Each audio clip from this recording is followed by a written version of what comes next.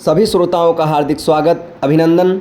आपने पिछले वीडियो में देखा कि कैसे पृथ्वीराज चौहान अपने माहिल मामा के कहने पर महोबा वालों को किस तरीके से आंखों में धूल झोंक रहे थे।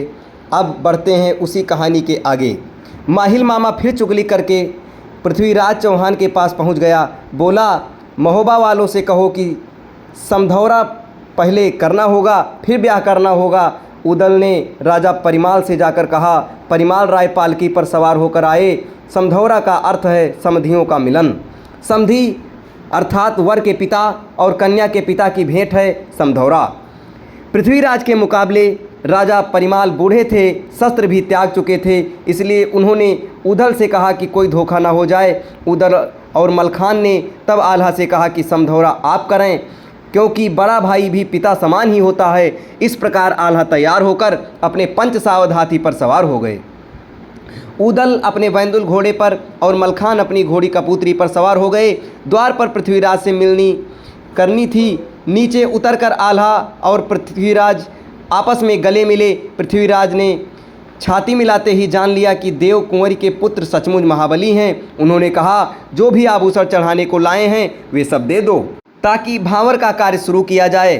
फिर मलखान ने गहनों का डिब्बा और कपड़े महल में भेजने के लिए रूपनवारी को बुलवाया। उसे गहनों का डिब्बा और कपड़े सब दे दिए। रूपन लेकर चला गया। दुल्हन बेला को बुलवाया गया। गहनों को जांच करते बेला नाराज हुई। रूपन ने बोली, ये सब गहने कपड़े कलयुग के हैं, उनसे कहना द्वारपालों के गहने कपड़े भेजें। ये बात आल्हा से कहना। रूपन सब सामान वापस लेकर आ गया। आल्हा से सारी बात बता दी। आल्हा ने तब झारखंड के मंदिर में जा माँ जगदम्बा का यज्ञ किया और अपना सिर चढ़ाने लगा तो देवी ने दर्शन दिए और समस्या बताने को कहा। आल्हा ने सारी कथा सुना दी। देवी ने आल्हा से कहा, तुम यही बैठो, मैं इंद्रलोक जाकर पता करती हूँ। इंद्रलोक ने वासुकी नाग को द्वारपालों के गहने कपड़े लाने को कहा। वासुकी थोड़ी देर बाद द्रौपदी वाले गहने कपड़े ले आए। इंद्र ने ये देवी को दिए और देवी दुर्गा ने लाकर आल्हा को दिए। आल्हा उन्हें लेकर लश्कर में आए और द्वारपाली चूड़ियों और चुनरी रूपना के हाथ पर फिर रंग महल में भिजवा दिए। उन गहनों चूड़ियों और चुनरी को देखकर बेला बहुत प्रसन्न हुई। उसे पता था कि वह द्रौपदी है, द्रौपदी की ही है और आल्हा युधिष्ठिर सारे पांडव वही हैं। सब काम हंसी खुशी निपट सकता था, परंतु माहिल फिर पिथैरा राय के पास जा पहुंचा। वह काम बिगड़वाना ही चाहता था। माहिल ने कहा, जितने महोबे वाले घर घर के हैं उन सबको बुलवा लो। इधर कमरों में हथियार बंद राजपूतों को छिपा दो।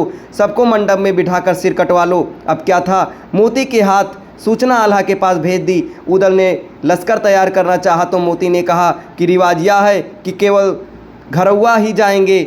फिर तो घर परिवार के लोग ही तैयार हुए और अपने शस्त्र लेकर चल पड़े। ब्रह्मानंद पालकी में गए थे। मंडप में पंडित तैयार थे।